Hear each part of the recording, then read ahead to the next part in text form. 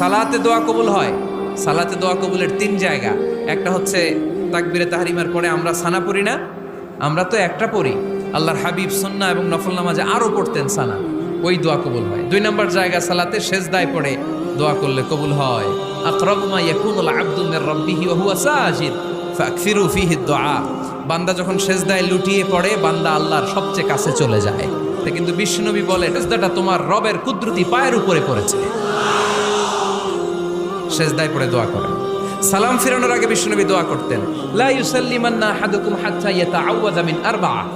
আল্লাহর হাবিব বললেন, চার জিনিস থেকে পানাহ না আছে আমার কোন উম্মত যেন সালাম না ফিরায়। তারা যেন পড়ে, আল্লাহুম্মা ইন্নী আউযু বিকা মিন আযাবিল কবর, আউযু বিকা মিন আযাবি জাহান্নাম, আউযু বিকা মিন ফিতনাতিল মাহইয়া ওয়াল মামাত, আউযু বিকা মিন ফিতনাতিল মাসিহিদ দাজ্জাল।